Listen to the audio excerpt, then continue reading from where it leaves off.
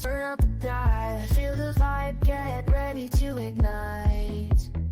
Untold stories in the airways, flying through the night. Experience voices, tales so bold. Streaming live, the truth unfolds. Untold Radio Network, where secrets come alive. New episodes daily, the mysteries thrive. Great guests, super chat, it's so I remember right. Share and subscribe, join the side where truth can't hide. Aliens in the attic, UFOs in the sky. Cryptids lurking, oh my, oh my. Ghosts in the hallway, whispering your name. The paranormal, the unexplained. Become a VIP, get the inside scoop. Unlock the mysteries, be part of the group. Live streaming stories, they're talking to you. Super chats buzzing, join the crew. Untold Radio Network, where secrets come alive. New episodes daily, the mysteries live. Great guests, super chat, it's a wild member ride. Share and subscribe, join the side where truth can hide. So if you've got the guts and you want to explore, tune into the untold, it's what you're looking for. From aliens to ghosts and all that's unseen. Untold Radio Network, where the world's mysteries convene.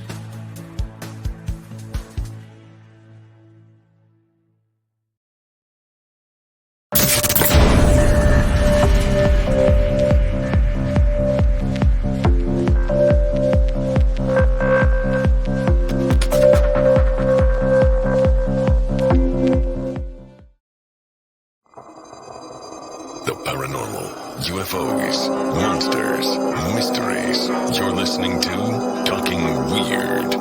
And now, from a cabin deep in the Northwoods, your host, Dr. Dean Bertram.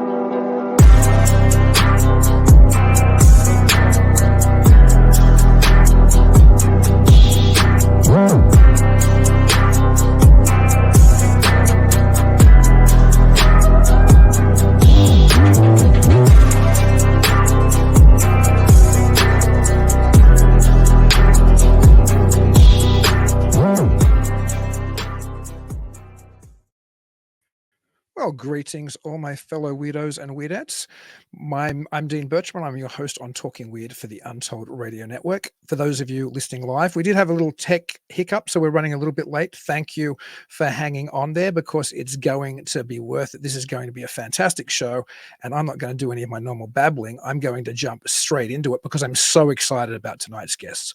One of our guests is a cult film director, performer, writer, and musician who founded the musical theatrical group Mystic Knights of the Oingo Boingo, later transformed into just Oingo Boingo with his brother Danny Elfman. And I have to put a quick pause on it there because Oingo Boingo was a formative band for me, particularly around Halloween. I think all that played in my house and all that played in my Halloween parties was Oingo Boingo. It was the perfect music for that weird spooky season. So I'm so appreciative of tonight's guest alone for giving me that as a kid. And he has subsequently directed television, feature films, and produced 275 band and celebrity video interviews for Buzzine Media. He's also a longtime food and wine columnist and has recently published his first novel, which I'm sure I'm going to blow the pronunciation on, the Schlimazel of Sebreim. 2 more novels are scheduled for publication, and he also currently directs theater. His creative partner, who's with us tonight as well, was raised in Laguna Beach, California. The daughter of former Marines, she grew up with classical cello and ballet, juxtaposed with hardcore weekends at Marine Youth Camp. I can believe that would be a massive juxtaposition as well. She continued with ballet and subsequent acting with the South Coast Repertory Company, studied with the Stella Adler Academy, which is a fantastic school, and various comedy workshops. She presently works as a stage and screen actress, director, dancer, and choreographer, and burlesque artist. She lives in the Hollywood Hills with a husband, who's tonight's other guest, whom she collaborates with on music and dance projects with their band Mambo Diabolico. They also have an upcoming slate of horror films. The first, Bloody Bridget, is presently making the festival circuit, and indeed it just played earlier this month, where it won 2 major awards at one of the festivals I run, a Night of Horror International Film Festival, to an incredibly appreciative massive audience as our closing night film there. So I'm absolutely delighted to welcome to the show Richard and Anastasia Elfman. Hey guys. Hey, weirdos. Hey. It's so wonderful to have you here. I'm so happy. I very rarely fanboy out, but having you guys here is a bit of a fanboy moment for me, to be honest. Well, I think the fandom's mutual, Dean. We love what you do. You know, it's funny. I had a guest on a few weeks ago in the lead up to the festival, Tom Lee Rutter, who directed one of the films at Midwest Weird Fest, which Bloody Bridget also played at, called A Pocket Film of Superstitions, which is this wonderful, dreamy assortment of bizarre superstitions told in a very, you know, kind of tongue-in-cheek and irreverent style way. And when he was on the show, he was like, I can't believe I'm playing at the same festival as Richard Elfman, because his movie making style is DNA and part of the film I made, because of course Forbidden Zone. And then I thought about it, I'm like, yeah, the disembodied head from Forbidden Zone is the exact technique used in the Pocket Film of Superstition. So I thought where we'd start is, obviously you've influenced many people, Richard, and we'll talk to Anastasia as well in a minute. But what were your influences? And then we'll ask Anastasia hers, because I mean, I think I can see some of them in some of your early work, but I'd love to hear it, because I think you were plugged into the weird and the sci-fi and the strange and the type of things I was into as well. Wow. Okay. So, but by the way, you've got to let me know about that film, because it sounds like I'd love to see it. Oh, I we'll get you a screener, because I know Tom would be delighted to have you watch his film. Well, okay. So music, I'm a musician, and music's a huge influence. And with the Mystic Knights of the Oingo Boingo, what we did was we created timeless classics from the past that people couldn't hear live and didn't even know about. Duke Ellington, Cab Calloway, Josephine Baker, Django Reinhardt.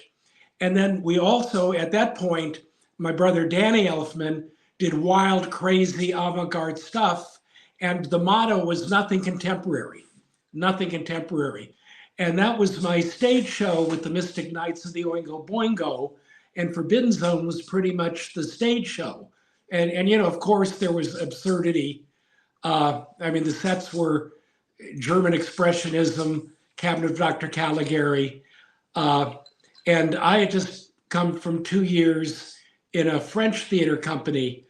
It was very much theater of the absurd. So there's a lot of absurdity in it. And also, we have fun, and I like to entertain people. So does my wife. Well, you're both incredibly entertaining. What about you, Anastasia? What were the type of things that, you know, I read in the introduction that you have a background in dance and cello and music, much like your husband, but what were the other influences in your style? I mean, I grew up performing, like you said, started ballet at 3, grew up in the theater, constantly performing and doing that stuff. And then I did practical effects professionally for a while.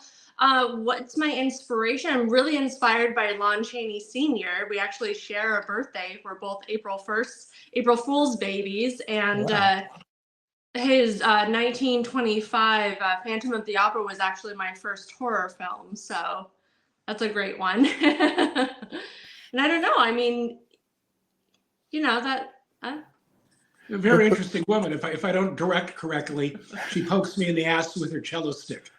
I do. You weren't supposed to. We'll talk about Bloody. Him. We didn't go over that part. We'll talk about Bloody Bridget in a minute, because it's such a fantastic film, and I'm not going to be able to help but talk about Forbidden Zone a little bit as well, obviously. And something else so many people at the festival were talking about, because for Forbidden Zone is one of those films which is just such, I suppose, a seminal film in cult filmmaking. But well, I know you're both musicians. I guess what I'm trying to get at is the nature of things, like some of the subject matter that's dealt with, like, you know, hell's a repetitive thing, the devil's a repetitive thing, voodoo is certainly in the new film, vampires, were there science fiction or was there horror elements, or was there a real interest in the paranormal underpinning any of these type of things as well? Well, okay, I'm a Latin percussionist, and when you get into it, you get into Afro-Caribbean culture and the religion, and even the places in Africa where the rhythms came from. And just like in Jamaica, where they've kind of culturally appropriated Haile Selassie, the former emperor of Ethiopia, and kind of deified him. Haile Selassie's name was Tafari, and Ross is king, and that's where you get Rastafarian, believe it or not. Okay, so in Haiti, the deity of life and death is Baron Samedi, cigar, top hat, rum, women, and his wife is the red-haired Saint Brigitte from Ireland, who is based on a Celtic goddess, Bridget of Ireland. Okay, so in our story, Samedi hasn't seen Bridget in 90 years and mistakes a red-haired Irish burlesque dancer at some dive as his ex-wife, thinks she's forgotten her memories, and turns her into a Valentine vampire. And, well, what is that? Well, you shall find out. Okay, drinking blood only whets her appetite. She has to eat their goddamn beating hearts. Yeah, and they all deserve it. They're all very naughty. That's true. It's a film where you're on the side of what would traditionally, I guess, be the antagonist, rather than the protagonist. Really is the antagonist in the film, which is wonderful. But that, with the whole Bloody Bridget thing and how obvious, perfect Anastasia is to play that role, was that part of when you guys created this film? Were you like, we could make a film with Anastasia's like with Bridget? Did that come into the initial like formation, the creative process at all? Well, I definitely was inspired by Anastasia, and knowing her abilities with dance, not just comedy, but dramatic. This is years of Stella Adler. So, and I have a very deep, involved screenwriting process. I lock myself in the garret with a case of scotch and box of cigars, and 3 weeks later, I come out with a screenplay. Fantastic. Oh, and just, I should let you correct me as well. How do you pronounce your novel? Because I'm sure I blew the pronunciation in the intro. Oh, the Schlimazel of Sebreim, a Jewish vampire tale of lust, love, revenge, and redemption. That's interesting too, because that there's obviously some commonality in what you described then with some of the themes in Bloody Bridget, as well as some of the themes in Forbidden Zone, for example. So that kind of, it's a type of Jewish comedy which we don't see as much of today as I think that we used to. Do you know what I mean? I'm trying to think how to describe it. It's a kind of an ethnic Jewish comedy almost. And is that something that has kind of underpinned your work as well, I guess, Richard? Well, I had a little bit of it in Forbidden Zone. My grandfather played the old Jew. I was criticized for exploiting Jewish stereotypes. And I said, that's just my goddamn grandfather, and he's not acting. Right. But I had a little bit of Jewish humor in Bloody Bridget, along with Catholic humor, but our two little lawyers, Daniel Dershowitz and Daniel Dershowitz Jr., were kind of yarmulke guys from Brooklyn. Excuse me. And they're hilarious as well. And speaking of little guys, what's the name of Javier? What's the name of the Fantasy Island character, the Fantasy Island actor that you cast? Hervé Vilches. Yeah, how did that casting come about initially? That's something else. Just as a fan, I'd love to know. Well, okay. Again, there was like a very detailed casting process there. Matthew Bright, my brother's childhood friend, original Mystic Knights of the Oingo Boingo. Hervé was his roommate, and he was fucking Susan Terrell. Oh, gotcha. Very deep casting process. There is a deep casting process. Well, actually, while we're talking, there are some other similarities across the two movies. And I was talking to a film critic, Mark the Movie Guy, who I think would love to interview you, and he certainly did a wonderful review of Bloody Bridget and loved the film. And I think it was he who pointed out to me at the festival that, can I say who you play in Bloody Bridget? It's not a spoiler, or would you rather me not say? Or Wait, Richard. What was the question? Yeah, you can say, yeah. Okay, so Richard, you play the devil in Bloody Bridget, and Danny, your brother, plays the devil in Forbidden Zone. And when I was talking to Mark at Midwest Weird Fest and at A Night of Horror, he said he made the point of saying, I wonder if that's influenced by the going back to the old witchcraft movie Hexen, where the director played the devil in that movie as well. Was that anything you guys were conscious of when you were casting first Danny and then you as the God, devil? I've never seen that movie, although I can give young directors a bit of advice is when you're dressed as the devil on set, you get much more respect from the cast and crew. Anastasia, you said before you have a background in practical effects, which I didn't know. Can you talk a little bit about that? Because I'm somebody who's always been fascinated by, Dick Smith and Tom Savini and Rick Baker and all the greats. So what got you into the practical effect or the makeup effect game for a while?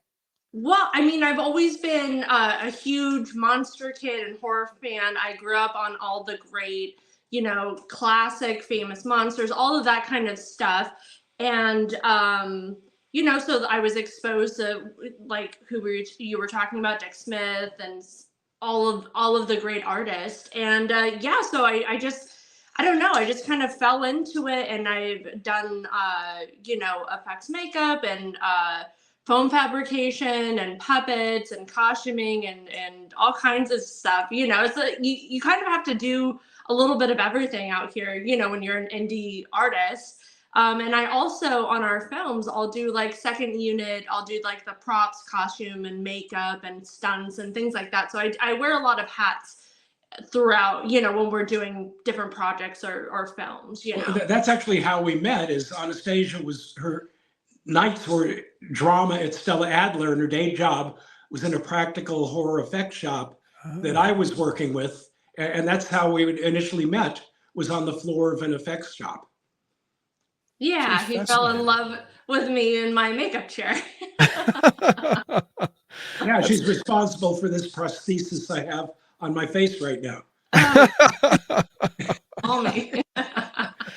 I mean, that's something I really admire about both of you. And this you can see going back to Forbidden Zone, and it's in Bloody Bridget as well, is that a lot of artists in any field often tend to focus on that field. So a director might just be a director. Maybe he's a writer as well. But when you look at both of your involvements in music, and also I'm assuming back in Forbidden Zone, a lot of the design work as well, I'm sure, because it certainly has a feel which carries through even to Bloody Bridget in a way, some of the design work. And you Anastasia, saying that you're an effects artist as well as a dancer, as well as an actress, as well as a director. Not many people occupy this kind of space that wears so many hats. I mean, was that intentional, or is it just something that you both kind of developed as you traveled through this wonderful, weird space? Well, we do what we fucking have to. I mean, there's that. And then also, I mean, for me personally, growing up in the theater, it's kind of like the show must go on. So everybody's got to help out and get the show going. And sometimes that means doing your own makeup and helping with getting the props or the set design going. It's like it's collaborative and everybody helps out. And I feel like that's definitely helped us with our projects and my own, definitely. And something that you as an Aussie could probably understand is that I barbecue for my cast and crews at the end of every week. Oh, fantastic. So you're you're the chef as well. You're the craft services or the chef as well. Every hat you wear. Yeah, I grill. I can grill for 200 people, but with the right lieutenants and everything. But we're talking massive pieces of beef and lamb, whole salmons, cases of wine, boxes of cigars, and other smokables that are now legal in California. You must your cast and crew are very fortunate to be on your sets, I would imagine.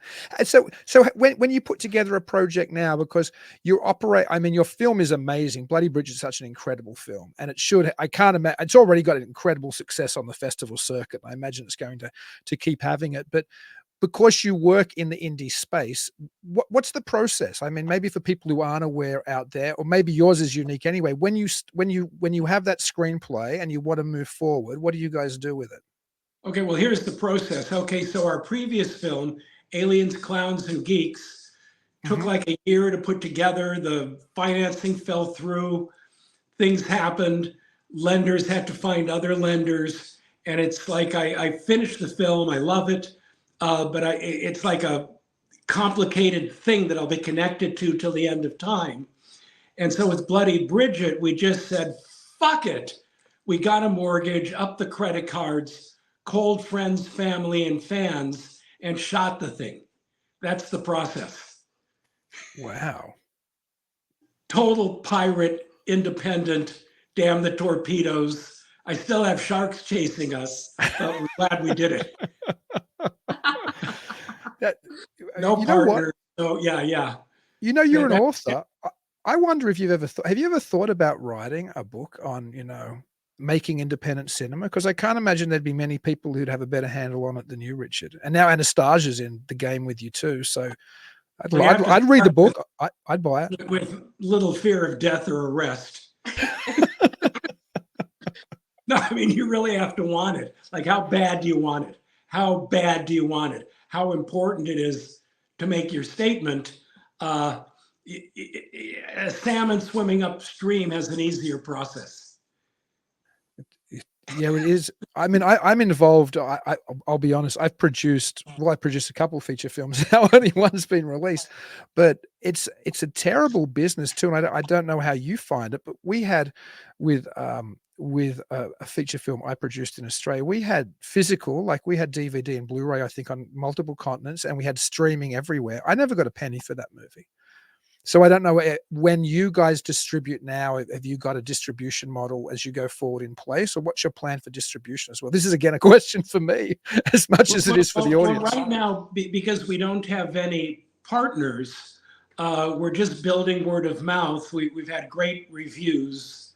We're 100% on Rotten Tomatoes, and the 2 awards that you graciously gave us at your festival, I think we're number 17 and 18 in terms of festival awards. We're in 2 more festivals this coming weekend. We're actually flying to Seattle to Make Believe Seattle. And we're in, what's the one in Cincinnati? Horror Hound. We're in Horror Hound in Cincinnati.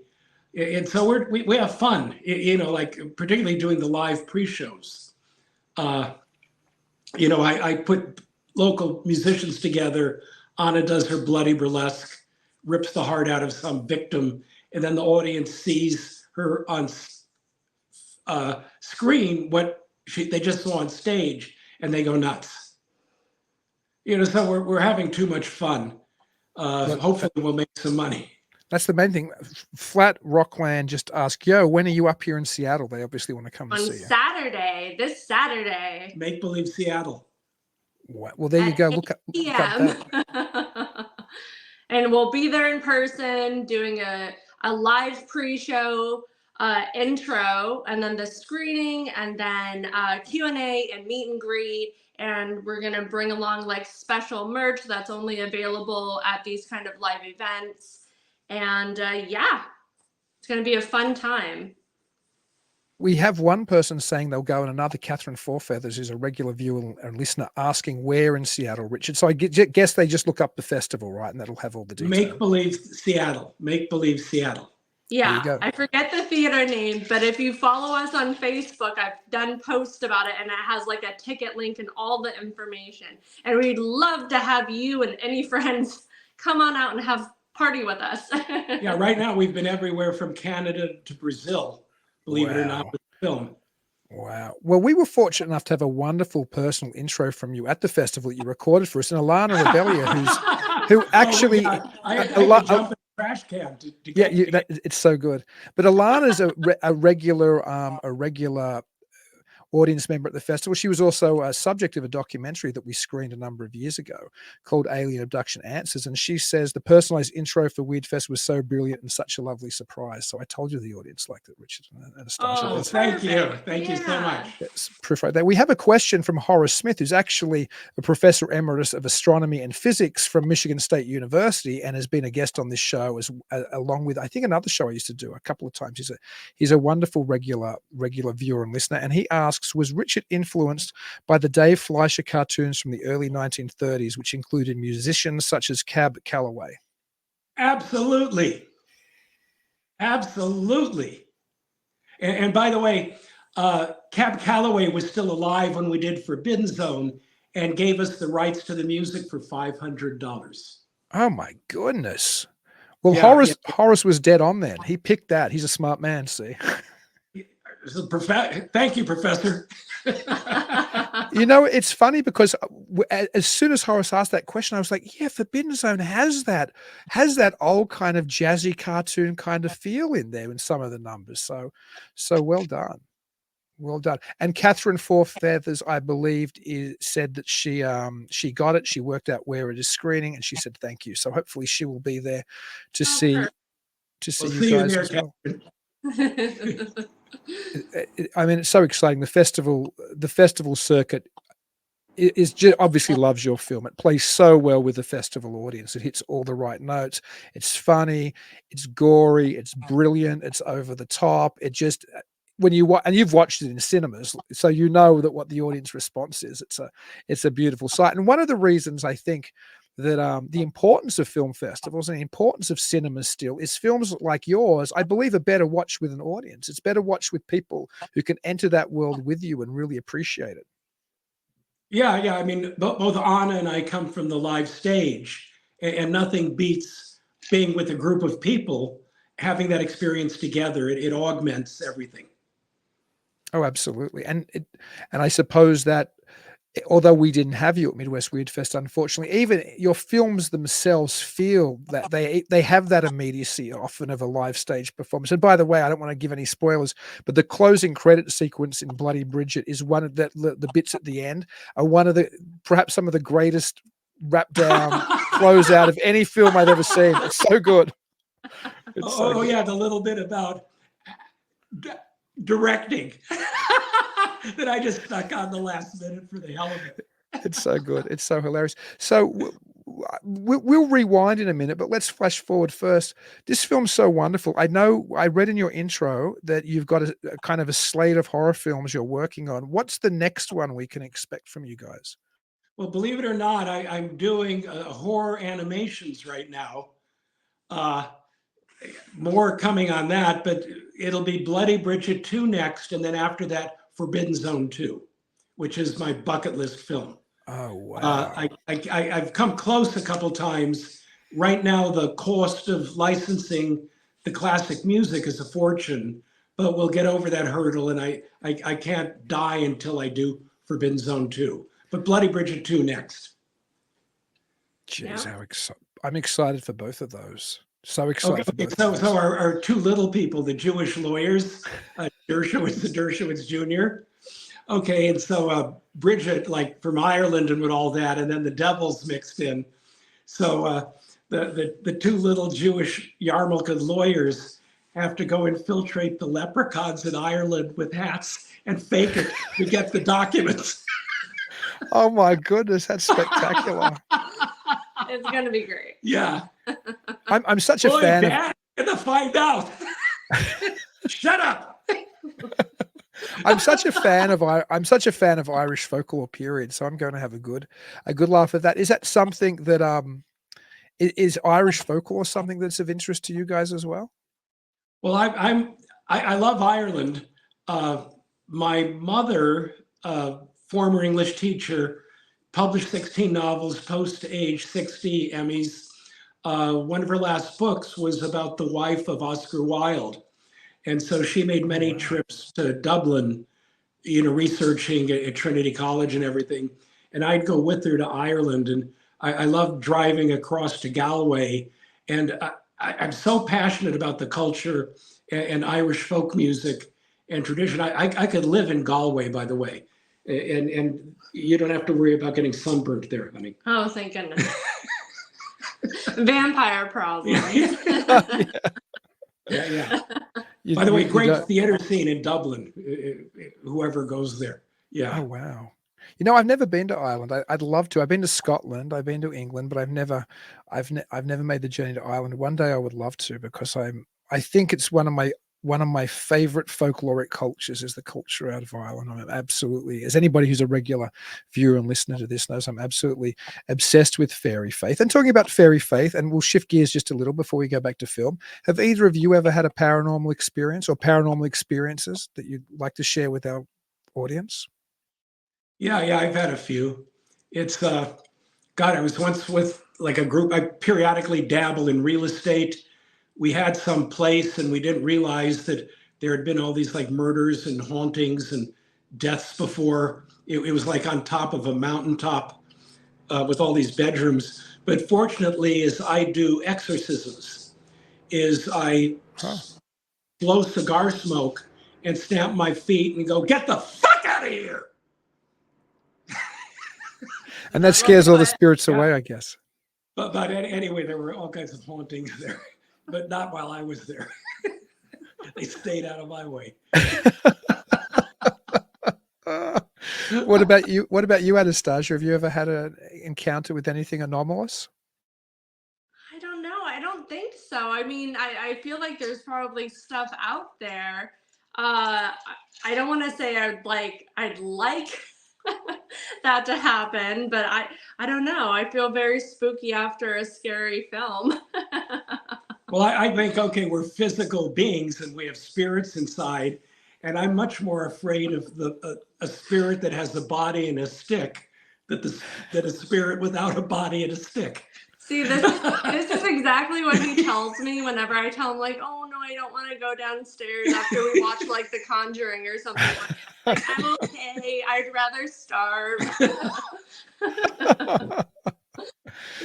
What and speaking of The Conjuring, you guys obviously consume a lot of horror, and I'm assuming just because you said you watch The Conjuring. What are some of the films in this kind of space you guys have enjoyed recently in the horror world? Like new horror? Yeah, or you actually, you know what? Tell me some of your favorites, Anastasia, just historically. You mentioned obviously Lon Chaney Jr. before, but what are some of your favorite horror films? Favorite horror films? I mean, I love like heavy practical effects driven horrors like what do you call it? Death Becomes Her. What else? John Carpenter's The Thing. I love like gateway horrors as well, like Gremlins and. Oh, speaking of Gremlins, okay, so we're recording the audiobook for Schlimazel of Sebreim, and Joe Dante just recorded a number of character voices. We're huge Joe Dante. Wow, my goodness! How did you get him? I guess are you friends with him, or I'm assuming you are, or? We rub shoulders and mutual admiration. Although I just bow to him. I think everybody does. My goodness. A very good friend of mine from decades now, Bridget Hales, who lives in Adelaide, says we'd love to see you at the Adelaide Film Festival. So that's Adelaide, Let's Australia. do it. Tell us when. Yeah, let's put on a wild live pre-show with a bloody burlesque number. That would be spectacular. I'm sure Adelaide will love you as well. Techniques. That's my goal in Australia. Have you screened in Australia yet, or? No.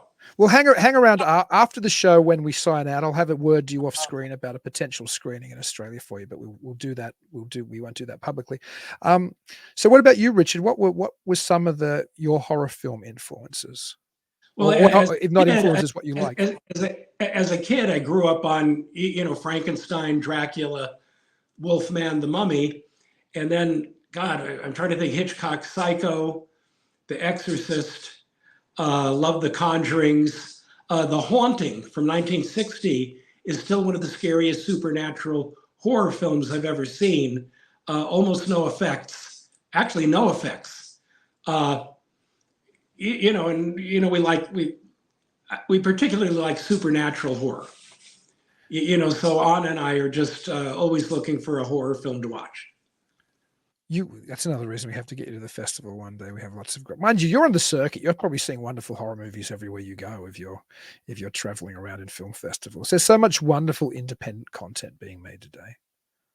I mean, yes and no. We produce these live shows, so when we go out to festivals, we're very focused on getting our show right, working with the wonderful people in the theater and the lighting and just getting all the tech ready and stuff. So sometimes it's almost like we get off a plane, yeah. and then I have to get together with musicians who I've never met. They've never met each other, and rehearse them, hoping they can play the next night.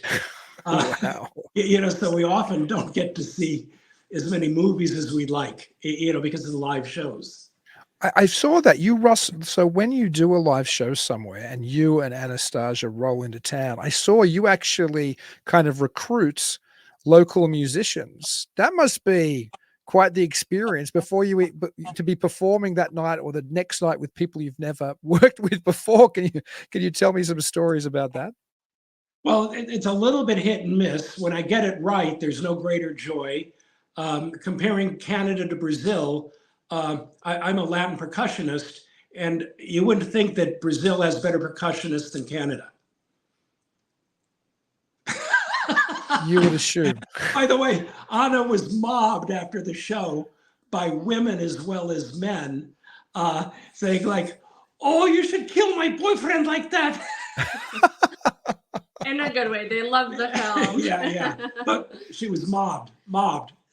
But yeah, back to your point about using local talent, that's kind of what we do. We're almost like a vaudeville touring with this film. And that's one of our great like pleasures, is being able to use our platform to support the best of the local artists everywhere, like tap into that and you know, lift that up and get some attention towards like local talents. And you know, also like getting like attention towards like local cinemas. I mean, for me, I'm not religious, but my like church of choice is the movie theater, is a cinema. So it's like I want to see those, you know, keep on going and running. So yeah. I agree with you. Local cinemas are so important. I'm so blessed to have the mic on Downtown Cinema in Eau Claire for both the Night of Horror and Midwest Weird Fest, a local cinema that really gets independent festivals and independent films and super supportive. But we just had a message from Bob Antone, who is an incredibly talented musician. He's also a researcher in the paranormal and an author. I've had him on Talking Weird a number of times. He's a good friend of mine. He's an incredible guest, and he very kindly gave me one of his songs to use in a documentary that I'm working on. But he said, sign me up. So Bob, just put exactly where you are up on the screen, because he might be not that far from Seattle. I know he's in the Pacific Northwest somewhere. So you should, Bob, say exactly where you are on screen. I forget. I'm sorry, Bob. I'm terrible with locations, but he'd be he's an incredibly talented musician, like, you know, very high end. I could use him in the show. I'll buy him drinks. Hell. So yeah, Bob, just say exactly where you are, because I think you'd work very well with yeah, both or reach out afterwards too. You know, friend us on Facebook or. Yeah, we're both available on Facebook. Yeah. And that's one of the things I love about you guys. You guys are so accessible to your fans and to people who are interested in working with you and people who are interested in having you on their podcasts. He's in North Bend, Washington. I'm not sure how far that is from Seattle. Oh, I think my sister lives out there. Oh. Around there. She's coming. She's like, I think she's going to be driving a few hours to come to that screening, which is fun. Well, so you can make it. Yeah, the real Twin Peaks. Bob, see if you can get to Seattle. I'm sure you can. I'm sure reach out to Richard and Anastasia on Facebook if you want to, because I'm sure they'd love to have you. It's a very squatchy area. Somebody else is saying as well. But so let's talk about some of the upcoming screenings for people listening. So the next one is in Seattle, and is that this Saturday? Is that right? Yeah, and then Cincinnati at Horror Hound the same night. Yeah. And then I'd have to look at a list to see what's next. Honestly, I mean, I'm doing 9 other things. Wow. It's almost hard to keep track of, you know, but we love it. I'll get you guys to throw out some URLs or social pages at the end where people who want to see what you're up to can clearly, obviously, go and track with what you're up to. So when you're in this kind of festival mode now, do you guys have time to do anything else, or is it just focusing on festivaling? Well, drinking, eating, and partying. Well, yeah. Well, you kind of deserve to after you've made a film, right? Like it's a good time to engage with. No, we love the crowds that attend horror festivals, and so it's just too much fun. Oh, it is. There's something about people who are passionate about horror film, and I think other speculative genres as well. There's a fan base, there's all kinds of cinephiles, I think, but people who like cult movies or underground movies or horror movies, sci-fi movies, they're almost a different breed. They're so passionate about their content. True, very true. As are you, my friend. Oh, of course. You guys, like you were saying that Anastasia got mobbed, I think, when you were in Brazil, and I totally believe it. But you guys must get mobbed generally when you go places. I can only imagine what it's like when you touch down at a festival. Well, Texas, we had a hell of a crowd, and I said, I'll sign anything. And then I think I had 20 rear ends to sign. Yeah. I'm not joking. I'm not joking. Oh my goodness. And they all would have been going away, Richard, sign my behind. Yeah. Now I'm going to rewind now, and this is probably for me more than for anybody else. Tell me a little bit about the beginning of the Mystic Knights of the Oingo Boingo, because as I said, Oingo Boingo became such a quintessential part of my, my teen life into my 20s. How did it all come up? How did it all come about? Okay, so I was in a French theater company when I was 21, 22. The Grand Magic Circus, the director, Jerome Cavery, became the director of the French National Theater. Peter Brook from the Royal Shakespeare Company was our executive producer. Wow. And it was a fabulous experience. And my brother, the week he got out of high school, showed up at my front door in Paris with his electric violin. And I got him a job in the show, touring. But Jerome Savary, brilliant, my mentor, drank too much. And, it was kind of like a difficult situation. And I just said, like, I'm going to start my own company. And then after 2 years, I came back to California and started the Mystic Knights of the Oingo Boingo.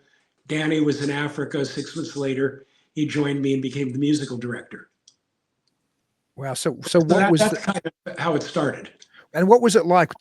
Talk about some of maybe the performances and the growth of it, and because I wasn't there. I mean, I wish I had been, but I don't know what it was actually like. In Paris or with the Mystic Knights? With the Mystic Knights, like how it, when it grew and what, I mean, I'd love to hear some tales from those Forbidden Zone, that's really what our stage show looked like. And there it is. Oh, wow. There it is. It was largely the 12-person group was morphing into an 8-person rock group just because it was more practical and to tour and everything like that. And I wanted to put on film what I was doing on stage, hence Forbidden Zone. Oh my goodness. So I have seen it in a way. Yeah, you have. But that's pretty much what our Mystic Knights of the Oingo Boingo shows look like. They must have been, what a treat. And I suppose in a way it's the same as your burlesque acts now, are probably an incredible treat. So let's stick with Forbidden Zone just for a little bit longer, because I've been a fan for so long. How did that movie come about? You said you wanted to put the Mystic Knights of the Oingo Boingo act on film, but how did you package that movie and how did you get people behind it? Because was it a tough sell, or? It was kind of like ridiculous. I started doing a 16mm film, and then some friends convinced me to add 20 minutes and make it a feature. But to shoot the 20 minutes in 35mm and blow up the 16. So we started shooting the 35, and then the 16 blow up looked like shit.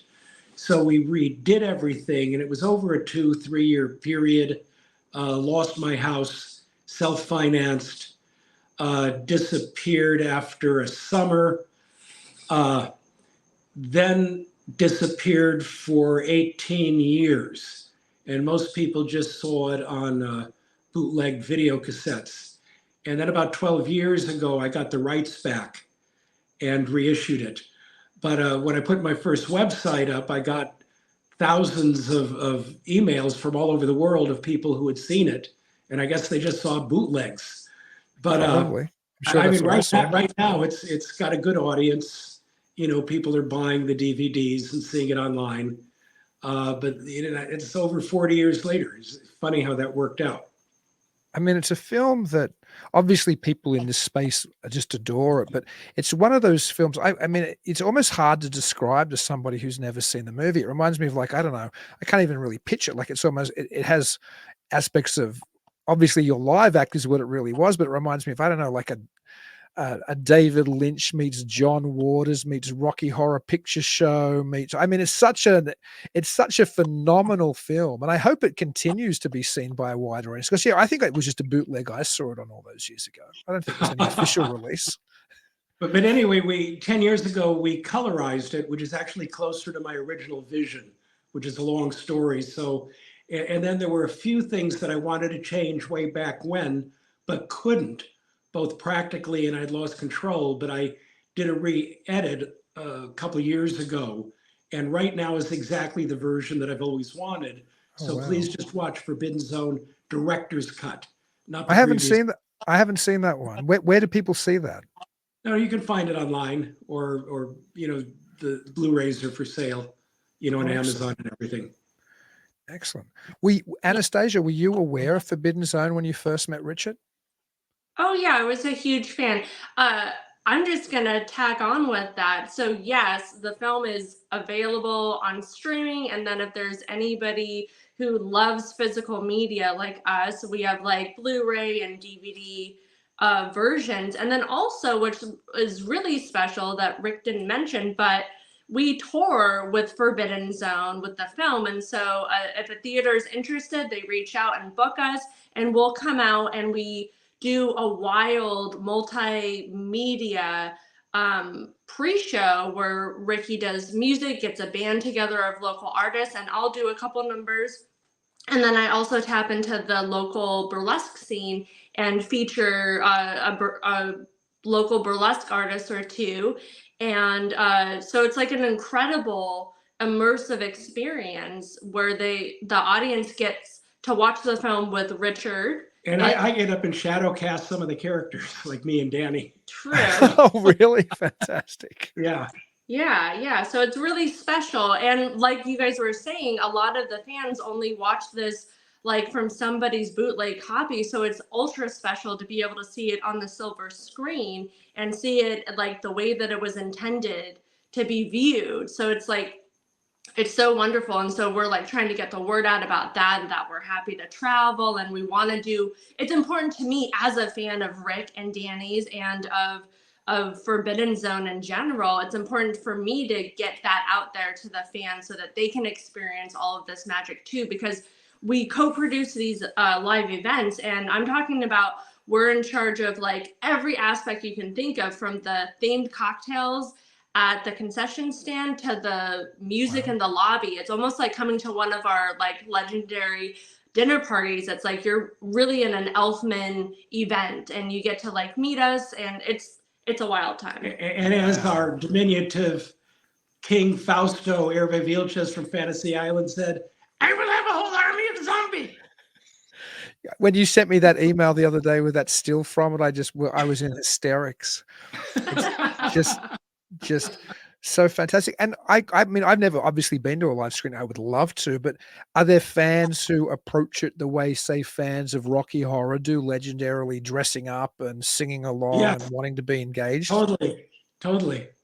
No, it's such like a moving experience for fans, like, because we'll sit back and watch the movie with them, and there'll be people standing up like belting the songs, and they're just so happy. It's such a wonderful experience. And then also, like, Rick will do a Q&A after, so they get to ask him special questions and stuff. So it's really wonderful, for fans to get to meet him. And And I don't know if I'm a corrupting influence, but I encourage drinking and frivolity at these shows.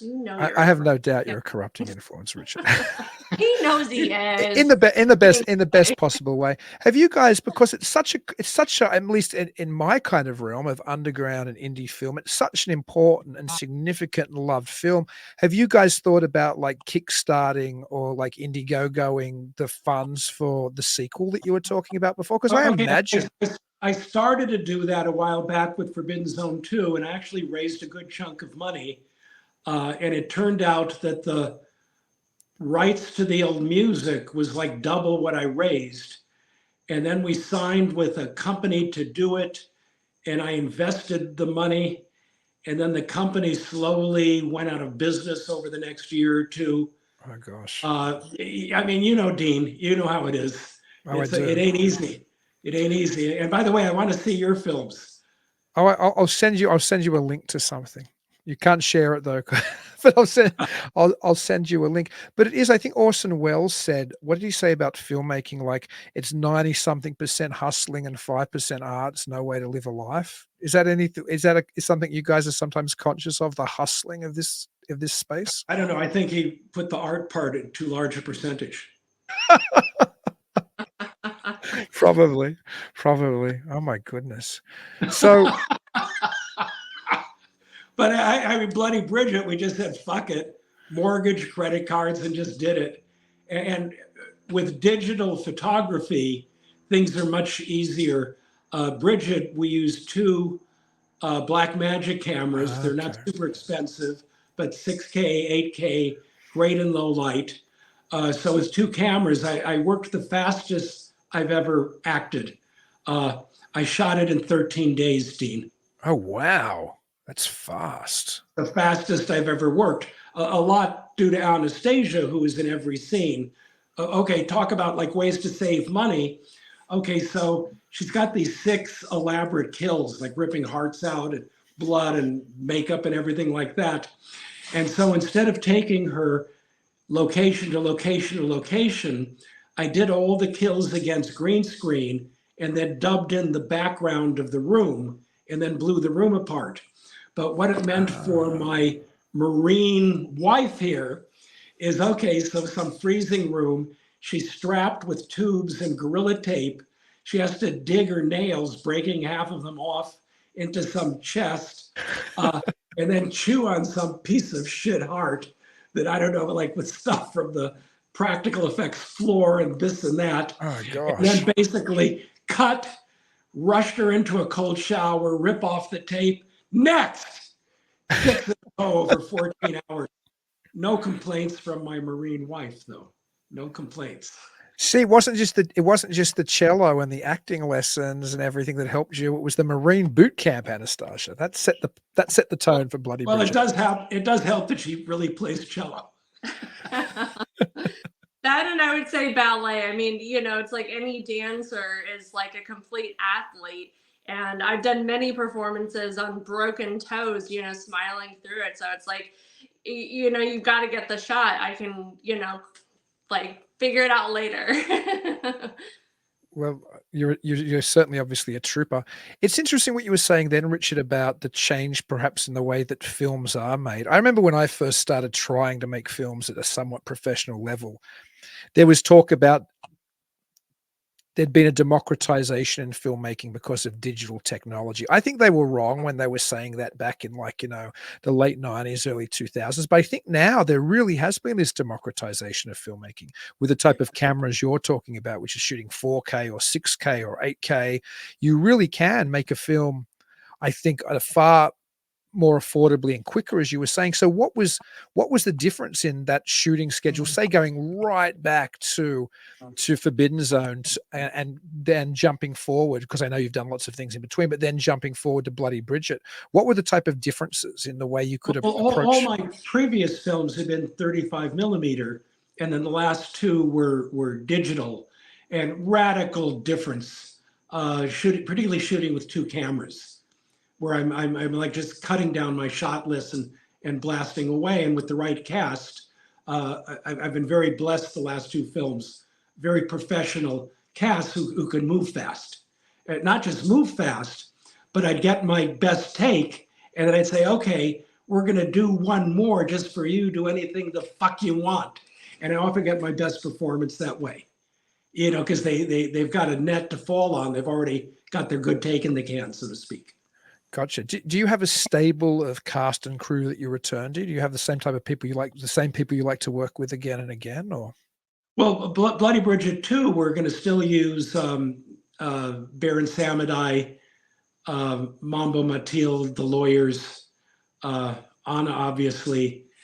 And I've had the same cinematographer, Howard Wexler. We've worked together for 25 years. We started out on ABC television together. Oh, wow. And then, so yeah, a lot of the same crew. And also music with my brother and our bandmate Ego Plum. So we've got like a core team. No, that's fantastic. It was so good to hear, because in Bloody Bridget, I believe Danny and what's Plum's first name? It just slipped my mind. Ego Plum. Ego Plum. So Ernesto Guerrero. Okay. But as well, there's also some actual Oingo Boingo movie and music in Bloody. Yeah, we've got Dead Man's Party. Ain't It the Life, and then from his new album, Cruel Compensation. So great. It's just so going forward, Bloody Bridget 2, they will be returning to do music for that as well. Always. And we're doing horror animation projects together right now. That's super exciting. When can we expect to see one of those? I know animation's a long, drawn-out process. Yeah, but it takes a while, but watch our websites and our Facebook, and you'll see it coming. But it's a longer involved process. I'm so excited.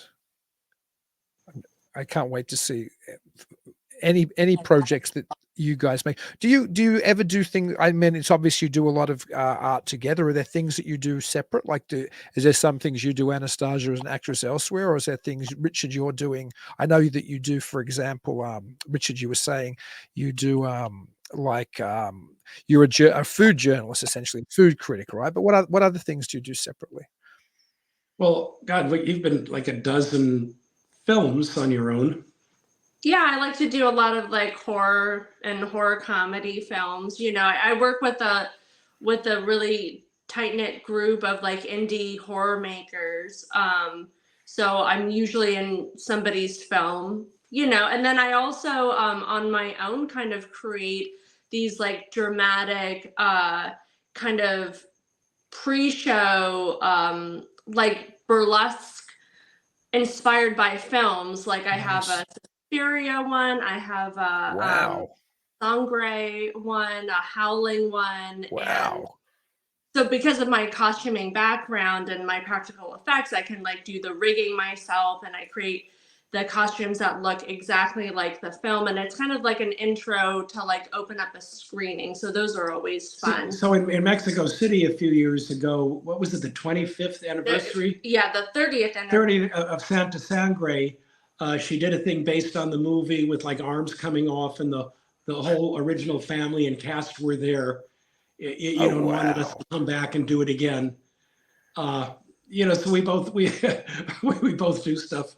Okay, so she's doing this one slasher film in Las Vegas, and we're staying at like we got some deal at a nice Bellagio hotel, and for 2 nights in a row, a cab would drop her off, and she'd be all bloody at 3 in the morning, and I'd have to rush her through the lobby into the room, telling security it's okay. Well, because I would say the security there was kind of like both slightly worried, but more so like didn't want to have anything to do with some blonde covered in like a bunch of blood trying to like get her room key out of her like jacket at like 4 o'clock in the morning, you know, like for some reason they didn't want to really get involved with that. And luckily I had Rick there with me.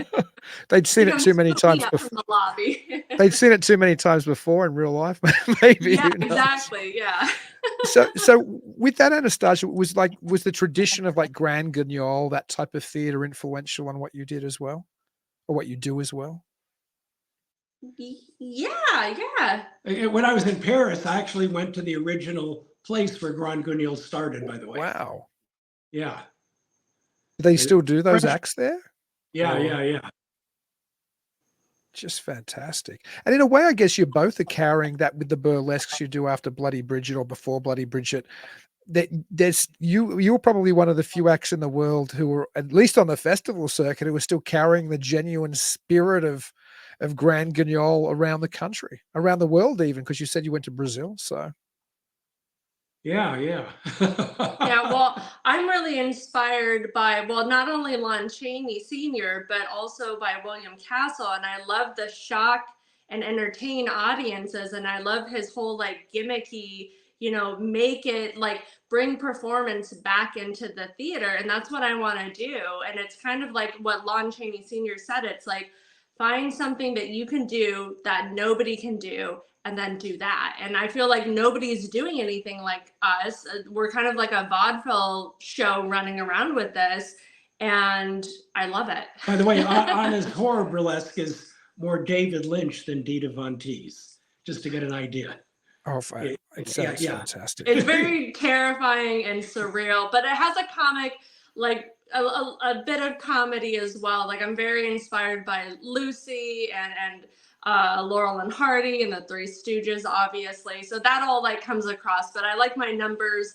Well, this particular one, my Bloody Bridget number, I like it to have a nice character arc.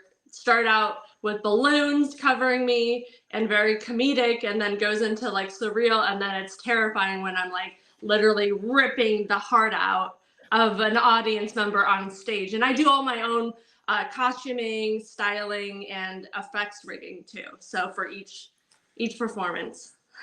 Wow. You guys are just so incredibly talented, and I love your work. And I'm so grateful that you could visit with me tonight. And I'm so grateful that I got to screen Bloody Bridget at both Midwest Weird Fest and A Night of Horror International Film Festival this year, where they were incredibly received. How can people find out what you're doing, what you're up to, keep tabs of where you're at in a non-stalkery way? We'll run Facebook and Instagram, and we're just redoing all of our websites. We'll be done in about a week.